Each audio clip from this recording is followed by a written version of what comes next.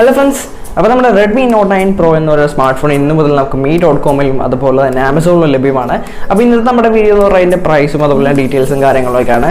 ഈ ഒരു ഫോണിന്റെ കുറച്ച് നല്ല കാര്യങ്ങളും അതുപോലെ തന്നെ കുറച്ച് ബാഡ് ആയിട്ടുള്ള കാര്യങ്ങളും ഞാൻ ഈ വീഡിയോയിൽ ഉൾപ്പെടുത്തിയിട്ട് അപ്പോൾ തീർച്ചയായിട്ടും ഈ ഒരു വീഡിയോ അവസാനം വരെ കാണാനായിട്ട് ശ്രദ്ധിക്കുക.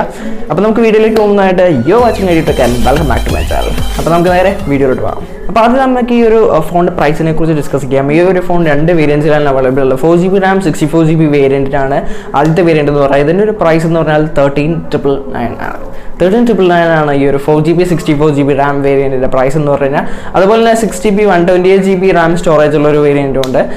അതിന്റെ പ്രൈസ് എത്രയാണെന്ന് വെച്ച് കഴിഞ്ഞാൽ 16,999. അതായത് നമ്മുടെ Redmi Note 8 Proയുടെ ബേസിക് വേരിയന്റിന്റെ പ്രൈസ് ആണ് 16,999. അത് തന്നെയാണ് ഈ ഒരു Redmi Note 9 Proന്റെ പ്രൈസ് എന്ന് പറഞ്ഞാൽ. അപ്പോൾ നമ്മൾ ചിന്തിക്കേണ്ടിയിരിക്കുന്നത് Redmi Note 8 Pro ആണോ അതുപോലെ Redmi Note 9 Pro ആണോ ബെറ്റർ എന്ന് നമ്മൾ ചിന്തിക്കേണ്ടിയിരിക്കുന്നു. അപ്പോൾ നിങ്ങൾ അതിനെക്കുറിച്ചുള്ള ഫുൾ വീഡിയോസ് കണ്ടിട്ട് ഈ Redmi Note 9 Pro എടുക്കാനിരിക്കുന്നവരെ അങ്ങനെ നോക്കാനായിട്ട് ശ്രദ്ധിക്കുക. ഓക്കെ, ഇത് 3 കളർ വേരിയൻസിലാണ് വരുന്നത്. ബ്ലാക്ക്, ബ്ലൂ, വൈറ്റ് എന്ന 3 കളർ വേരിയൻസിലാണ് ഈ ഒരു ഫോൺ വരുന്നത്. അത്യാവശ്യം നല്ല പ്രീമിയം ലുക്കും കാര്യങ്ങളൊക്കെ വരുന്ന ഒരു ഫോൺ തന്നെയാണ് ഈ ഒരു ഫോൺ. ഓക്കെ, ഈ ഒരു ഫോണിന്റെ ഡീറ്റെയിൽസിലേക്ക് അല്ലെങ്കിൽ സ്പെസിഫിക്കേഷനിലേക്ക് പോകുന്നതിന് മുമ്പ് നമുക്ക് എന്തൊക്കെ ഈ ഒരു ഫോണിന്റെ അകത്ത് കിട്ടുമെന്ന് നോക്കാം. ഈ ഒരു ഫോണിൻ്റെ അകത്ത് നമുക്ക് നമ്മുടെ ഫോൺ കിട്ടും. ഓഫ് കോഴ്സ് തന്നെ അത് ഫോൺ ഉണ്ടാവില്ലോ, ഫോൺ കിട്ടും. അതുപോലെ തന്നെ നമുക്കൊരു കേസ് കിട്ടും. സിലിക്കോൺ കേസാണ്. സാധാരണ നമ്മുടെ റെഡ്മി ഫോൺസിൽ വരുന്ന വലിയ മെച്ചൊന്നും ഇല്ലാത്തൊരു കേസ് തന്നെയാണ്. അപ്പോൾ നിങ്ങൾ കേസൊക്കെ വാങ്ങാൻ സെപ്പറേറ്റ് വാങ്ങാനായിട്ട് ശ്രദ്ധിക്കുക. അതുപോലെ തന്നെ ഇതിനകത്തൊരു 18 വോൾട്ടിൻ്റെ ഫാസ്റ്റ് ചാർജർ, ഇൻബോക്സിൽ 18 വോൾട്ടിൻ്റെ ഫാസ്റ്റ് ചാർജർ ലഭ്യമാണ്. പിന്നെ കുറച്ച് പേപ്പറും കാര്യങ്ങളൊക്കെ കിട്ടും. അതൊക്കെ നമുക്ക് കാര്യമില്ല. അപ്പോൾ ഇത്രയും കാര്യങ്ങളാണ് നമ്മുടെ ബോക്സിനകത്ത്. പിന്നെ സിം ഇഞ്ചക്ഷൻ ടൂളും കൂടെ ഈ ഒരു ബോക്സിൻ്റെ അകത്ത് ഇൻക്ലൂഡഡ് ആണ്. അപ്പോൾ ഇനി നമ്മൾ ഈ ഫോണിൻ്റെ ലുക്കും കാര്യങ്ങളൊക്കെ നോക്കിക്കഴിഞ്ഞ് കഴിഞ്ഞാൽ വളരെ നല്ലൊരു ലുക്കാണ്. ഞാൻ നേരത്തെ പറഞ്ഞു, ഡിസൈനും വളരെ നല്ലൊരു ഡിസൈൻ തന്നെയാണ്. അപ്പോൾ ഇതിൻ്റെ സൈഡിലാണ് ഫിംഗർ പ്രിന്റ് സെൻസർ വരുന്നത്. അതുപോലെ തന്നെ പവർ ബട്ടൺ അവിടെ തന്നെയാണ്. പിന്നെ ഓളിയം ബട്ടൺസും അവിടെ തന്നെയാണ്. ഇപ്പുറത്തെ സൈഡിലായിരിക്കും ഇതിൻ്റെ സിം ട്രേ എന്ന് പറഞ്ഞു കഴിഞ്ഞാൽ സിം ട്രേൻ്റെ അകത്ത് നമുക്ക് 2 സിമ്മും അതുപോലെ തന്നെ ഒരു മെമ്മറി കാർഡ് ഇടാനുള്ള ഓപ്ഷൻ ഉണ്ട്. പിന്നെ അതിൻ്റെ ടോപ്പിൽ എയർ ബ്ലാസ്റ്ററും അതുപോലെ തന്നെ നോയ്സ് ക്യാൻസലേഷൻ മൈക്കും ആണുള്ളത്.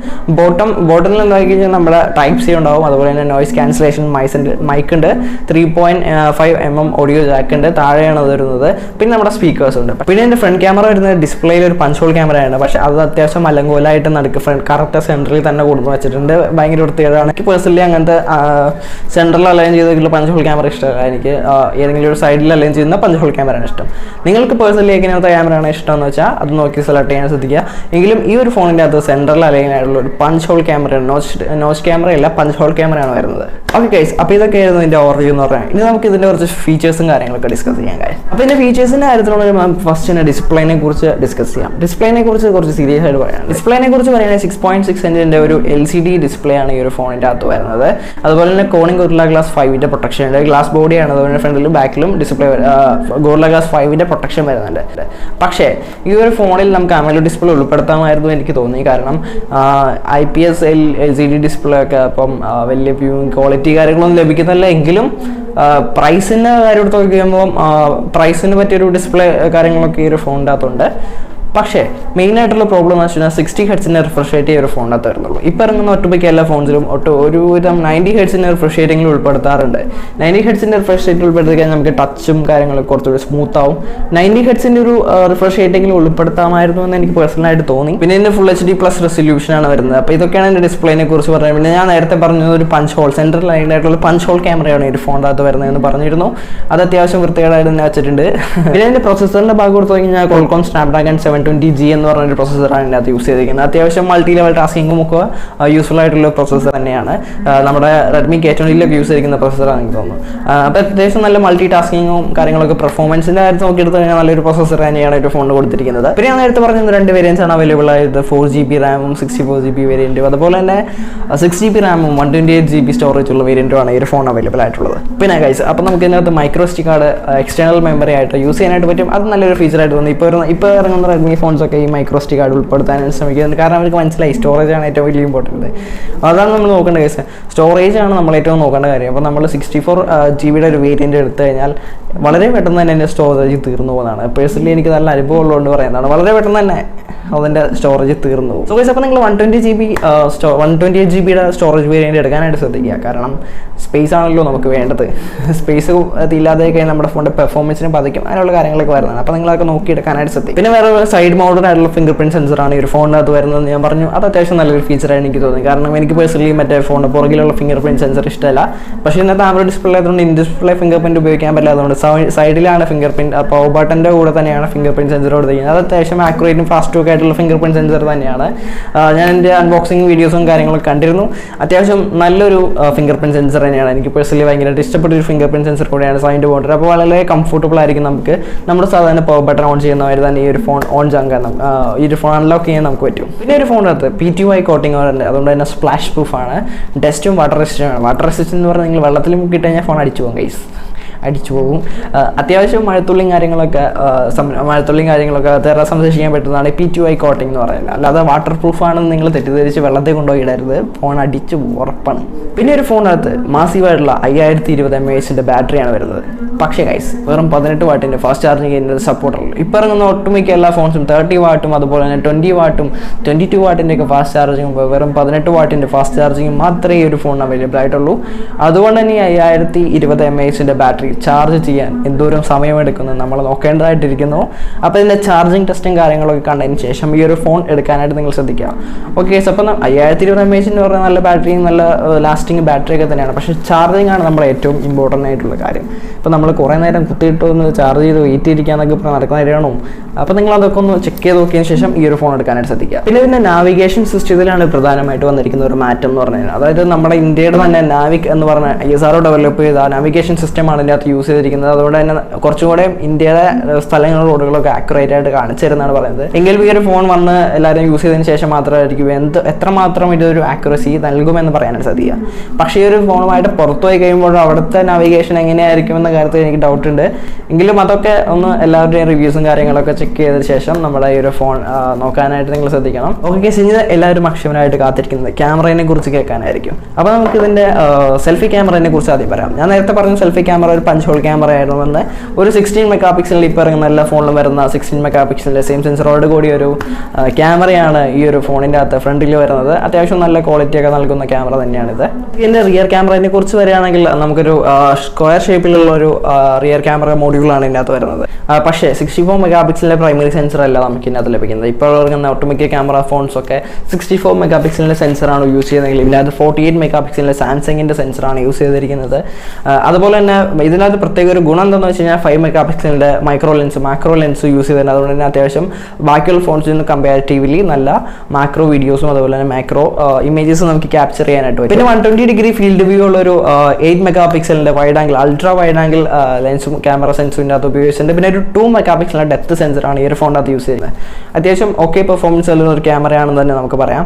പക്ഷേ നമുക്ക് ഒരു 64 മെഗാപിക്സലിൻ്റെ സെൻസറിൻ്റെ അകത്ത് വേണമായിരുന്നു എന്ന് എനിക്ക് പേഴ്സണലി തോന്നുന്നുണ്ട്. കാരണം Redmi Note 8 Proയിൽ കൊടുത്തിരിക്കുന്ന 64 മെഗാപിക്സലിൻ്റെ പ്രൈമറി സെൻസറുള്ള ക്യാമറയാണ്. അപ്പോൾ എന്തുമാത്രം ഇതിൻ്റെ പെർഫോമൻസ് വരുമെന്ന് എന്തൊരു ഡിഗ്രേഡ് വന്നിട്ടുണ്ടോ എന്ന് എനിക്കൊരു ഡൗട്ടുണ്ട്. പിന്നെ ഈ ഒരു ക്യാമറ ഉപയോഗിച്ചുകൊണ്ട് നമുക്ക് 4K 30 ഫ്രെയിം/സെക്കൻഡ് വരെ വീഡിയോസ് ഷൂട്ട് ചെയ്യാനായിട്ട് സാധിക്കും. അതുപോലെ തന്നെ ഇതിൻ്റെ അകത്ത് നമുക്കൊരു IR ബ്ലാസ്റ്റർ ലഭിക്കുന്നുണ്ട്. IR ബ്ലാസ്റ്റർ യൂസ് ചെയ്തുകൊണ്ട് യൂണിവേഴ്സൽ നമുക്ക് റിമോട്ടുമായിട്ട് ഈ ഒരു ഫോൺ യൂസ് ചെയ്യുന്നതാണ്. അതിപ്പോൾ റെഡ്മിയുടെ എല്ലാ ഫോൺസിലും വരുന്നതാണ് IR ബ്ലാസ്റ്റർ. ഫ്രണ്ട്സ്, അപ്പോൾ ഇതൊക്കെയായിരുന്നു നമ്മുടെ കുറച്ച് സ്പെസിഫിക്കേഷനും കാര്യങ്ങളൊക്കെ പറയാം. ഇനി നമുക്ക് ഇതിൻ്റെ കുറച്ച് മേന്മകളും അതുപോലെ തന്നെ പോരായ്മകളും പരിശോധിക്കാം. അതിന് എൻ്റെ പ്രോൺസിനെ കുറിച്ച് പറയുകയാണെങ്കിൽ അത്യാവശ്യം കുറച്ച് കാര്യങ്ങളൊക്കെ എൻ്റെ പ്രോൺസ് ആയിട്ട് തന്നെ ഉണ്ട്. മൈക്രോ SD കാർഡിൻ്റെ അകത്ത് എക്സ്റ്റേണൽ ആയിട്ട് ഇടാൻ പറ്റും. അത് നല്ലൊരു ഫീച്ചറായിട്ട് എനിക്ക് തോന്നി. കാരണം ഇപ്പോൾ ഇറങ്ങുന്ന എല്ലാ ഫോണിൻ്റെയും നമ്മുടെ എല്ലാവരുടെയും പ്രശ്നം എന്ന് വെച്ചാൽ സ്റ്റോറേജ് കുറവാണുള്ളത്. അപ്പോൾ നമുക്ക് ഇത് ഈ ഒരു ഫോൺ ഉപയോഗിച്ച് സ്റ്റോറേജ് കൂട്ടാൻ മൈക്രോ SD കാർഡ് വെച്ച് എക്സ്റ്റേണൽ സ്റ്റോറേജ് കൊണ്ടുവരാൻ പറ്റും. പിന്നെ വേറെ ഒരെണ്ണമാണ് സൈഡ് മൗണ്ടഡ് ഫിംഗർ പ്രിൻറ്റ് വളരെയധികം യൂസ്ഫുൾ ആണ്, ഹാൻഡിയാണ്. അപ്പോൾ അതും ഒരു നല്ലൊരു ഫീച്ചറായിട്ട് എനിക്ക് പേഴ്സണലി തോന്നി. പിന്നെ നമ്മൾ 5020 mAh ഹ്യൂജ് ബാറ്ററി ഇതിനകത്ത് ലഭിക്കുന്നുണ്ട്. അത്യാവശ്യം കൂടുതൽ ടൈം കോൾ ചെയ്യാനുള്ള ഫെസിലിറ്റി ഒക്കെ ഇതിനകത്ത് ഉണ്ടാവും. ചാർജിങ്ങും കൂടുതൽ നേരം നിൽക്കും എന്നാണ് എനിക്ക് പേഴ്സണലി തോന്നുന്നത്. പിന്നെ PTY കോട്ടിംഗ് ഉള്ളതുകൊണ്ട് അത്യാവശ്യം വാട്ടർ വീണാലും കുഴപ്പമില്ല. ഡസ്റ്റും കാര്യങ്ങളൊക്കെ റെസിസ്റ്റൻ്റ് ആണ്. വെള്ളത്തിൽ കൊണ്ടുപോയി ഇടാതിരിക്കാൻ പ്രത്യേകം ശ്രദ്ധിക്കണം. പിന്നെ 5 മെഗാപിക്സലിൻ്റെ മാക്രോ ലെൻസ് ആണ് എനിക്കൊരു നല്ല ഫീച്ചറായിട്ട് തോന്നിയത്. അത്യാവശ്യം നല്ലൊരു മാക്രോ വീഡിയോസും അതുപോലെ തന്നെ മാക്രോ ഇമേജസും ഇതിനകത്ത് ക്യാപ്ചർ ചെയ്യാനായിട്ട് സാധിക്കും. അപ്പോൾ ഇതൊക്കെയാണ് എനിക്ക് ഈ ഫോണിനകത്ത് കുറച്ചുകൂടി നല്ലതായിട്ട് തോന്നിയ ഫീച്ചേഴ്സ് എന്ന് പറഞ്ഞാൽ. പിന്നെ നമ്മുടെ പ്രൊസസ്സറും നല്ല തന്നെയാണ്, 720G എന്ന് പറഞ്ഞ പ്രൊസസ്സർ നല്ലൊരു പ്രൊസസ്സർ തന്നെയാണ്. അപ്പോൾ അപ്പോൾ ഇനി നമുക്ക് കുറച്ച് ഡിസഡ്വാൻറ്റേജസ് നോക്കാം. ഡിസഡ്വാൻറ്റേജിൻ്റെ ഭാഗത്തിലേക്ക് വരുമ്പോൾ ആദ്യത്തെ തന്നെ പറയാനുള്ളത് 18 വാട്ടിൻ്റെ ഫാസ്റ്റ് ചാർജർ ഈ ഒരു ഫോണിൻ്റെ അകത്ത് ഉൾപ്പെടുത്തിയിട്ടുള്ളൂ. അപ്പോൾ ഫോണൊക്കെ വളരെ കുറച്ച് കമ്പാരിറ്റീവ്ലി ഇപ്പോൾ ഫോൺസ് ആയിട്ട് സ്ലോ ആയിട്ടായിരിക്കും ചാർജ് ചെയ്യുക. പിന്നെ ഒരു 64 മെഗാ പിക്സലിൻ്റെ സെൻസർ ഉൾപ്പെടുത്താമായിരുന്നു എന്ന് എനിക്ക് തോന്നി. ഇതിൻ്റെ അത് 48 മെഗാ പിക്സലിൻ്റെ സാംസങ്ങിൻ്റെ സെൻസറാണ് ഉപയോഗിച്ചിരിക്കുന്നത്. എങ്കിലും അതൊരു ഓക്കെ സെൻസർ തന്നെയാണ്. എങ്കിലും ഒരു 64 മെഗാ പിക്സൽ ഇപ്പോൾ ഇറങ്ങുന്ന ഫോൺസിലൊക്കെ ഉള്ളതുകൊണ്ട് 64 മെഗാ പിക്സൽ ഉൾപ്പെടുത്താമായിരുന്നു എന്ന് എനിക്ക് തോന്നി. പിന്നെ വേറൊരു കാര്യം LCD ഡിസ്പ്ലേ തന്നെയാണ്. ഒരു LED ഡിസ്പ്ലേ എങ്കിലും ഇതിനകത്ത് യൂസ് ചെയ്യാമായിരുന്നു, അല്ലെങ്കിൽ AMOLED ഡിസ്പ്ലേ കൊണ്ടുവരാമായിരുന്നു എന്ന് എനിക്ക് തോന്നി. പിന്നെ സെൻറ്റർ പഞ്ച് ഹോൾ ക്യാമറ അതെനിക്ക് വളരെ ഒരു ഇതായിട്ട് തോന്നി. കാരണം നമ്മുടെ വ്യൂ ചെയ്യുന്ന സമയത്ത് അതുപോലെ തന്നെ നമ്മൾ നോക്കുന്ന സമയത്തൊക്കെ ഒരു ഭംഗിക്കുറവ് കൊടുക്കുന്നതായിട്ട് എനിക്ക് തോന്നി. കാരണം കറക്റ്റ് സെൻറ്ററിലാണ് ആ പഞ്ച് ഹോൾ ക്യാമറ വരുന്നത്. അത് അത്ര ഭംഗിയായിട്ട് എനിക്ക് തോന്നിയില്ല. എനിവേ പേഴ്സണലി നിങ്ങൾക്ക് എങ്ങനെയാണ് തോന്നിയെന്ന് വെച്ചാൽ നിങ്ങൾ കമൻറ്റ് ബോക്സിൽ പറയാം. പിന്നെ 3.5mm ജാക്ക് അടിയിലാണ് വരുന്നത്, അതായത് ബോട്ടത്തിലാണ് 3.5mm ജാക്ക് വരുന്നത്. സാധാരണ എനിക്ക് പേഴ്സണലി അത് മുകളിൽ വരുന്നതാണ് ഇഷ്ടം. അതുകൊണ്ടാണ് ഞാൻ ഇതൊരു ഡിസഡ്വാൻറ്റേജസിൽ ഇട്ടത്. എനിവേ നമ്മളിപ്പം ഫോൺ കിടന്നൊക്കെ യൂസ് ചെയ്യുമ്പോൾ നമ്മുടെ വയേഴ്സൊക്കെ നമ്മുടെ മേത്തേക്ക് കുത്തിക്കയറുന്ന സാധ്യതയുണ്ട്. അതുകൊണ്ട് മുകളിൽ വരുന്ന കുറച്ചുകൂടെ കംഫർട്ടബിൾ ആണെന്ന് എനിക്ക് പേഴ്സണലി തോന്നുന്നു. ഓക്കെ, അപ്പോൾ ഇതൊക്കെയായിരുന്നു നമ്മുടെ ഈ ഒരു ഫോണിൻ്റെ കുറച്ച് ഡിസഡ്വാൻറ്റേജസ് എന്ന് പറഞ്ഞു കഴിഞ്ഞാൽ. കമ്പാരിറ്റീവ്ലി എനിക്കൊരു ഫോൺ അത്ര ഇതായിട്ട് തോന്നിയില്ല. കാരണം നമ്മുടെ Redmi Note 8 Proയ്ക്ക് ഇതിനേക്കാളും കൂടുതൽ ഫീച്ചേഴ്സോ ഒക്കെ ഉള്ളൊരു ഫോണാണ്. ഇതേ പ്രൈസ് റേഞ്ചിൽ തന്നെ നമുക്ക് അവൈലബിൾ ആണ്. ഇതിൻ്റെ ബേസ് വേരിയൻറ്റിന് 16,999 ആണ് പ്രൈസ് ഉള്ളൂ. അപ്പോൾ ഈ ഒരു സെയിം പ്രൈസ് റേഞ്ചിൽ ഇതിൻ്റെ 6GB 120GB വേരിയൻറ്റിൻ്റെ പ്രൈസിൽ തന്നെ നമുക്ക് 6GB 64GB സ്റ്റോറേജ് ഉള്ള വേരിയൻറ്റ് Redmi Note 8 Proൻ്റെ അവൈലബിൾ ആണ്. അപ്പോൾ നിങ്ങൾ അതും ഇതും തമ്മിലൊന്ന് കമ്പയർ ചെയ്ത് നോക്കാം. പിന്നെ സ്റ്റോറേജ് ആണ് വിഷയമെങ്കിൽ നമുക്ക് external micro SD card Redmi Note 8 Proയിലും ഇടാനായിട്ട് സാധിക്കും. പിന്നെ എൻ്റെ പ്രൊസസ്സർ ഹീലിയോ G90T എന്ന് പറഞ്ഞ പ്രൊസസ്സറാണ്. നല്ല മികച്ച MediaTekൻ്റെ നല്ല മികച്ച പ്രൊസസ്സർ, ഗെയിമിംഗ് പ്രൊസസ്സറാണത്. അപ്പോൾ അതും കൊണ്ട് നല്ല ഫോണാണ്. പിന്നെ 64 മെഗാ പിക്സലിൻ്റെ സെൻസറാണ് അതിനകത്ത് ക്യാമറയിൽ യൂസ് ചെയ്തിരിക്കുന്നത്. പിന്നെ ഒരു നോച്ച് ഡിസ്പ്ലേ ക്യാമറയാണ്, 60 മെഗാ പിക്സലിൻ്റെ ക്യാമറ തന്നെയാണ് ആ ഒരു ഫോണിൻ്റെ അകത്ത് വരുന്നത്. അപ്പോൾ ഗൈസ് എന്തുകൊണ്ടോ എനിക്കൊരു ഫോൺ അത്ര മികച്ച ഫോണായിട്ട് തോന്നിയില്ല Redmi Note 8 Proയിനേക്കാളും. അപ്പോൾ നിങ്ങൾ Redmi Note 8 Proയും ഈ Redmi Note 9 Proയും തമ്മിലൊരു കമ്പാരിസൺ നടത്തിയ ശേഷം മാത്രം Redmi Note 9 Pro എടുക്കാനേ ഞാൻ പറയുള്ളൂ. സോ ഗൈസ്, അപ്പോൾ ഈ വീഡിയോ നിങ്ങൾക്ക് ഇഷ്ടമായെന്ന് വിചാരിക്കുന്നു. ഇഷ്ടമായ നമ്മുടെ ചാനൽ ലൈക്ക് ചെയ്യാൻ മറക്കരുത്, സബ്സ്ക്രൈബ് ചെയ്യാൻ മറക്കരുത്, കൂടെ ബെൽ ഐക്കൺ കൂടെ എനേബിൾ ചെയ്യണം.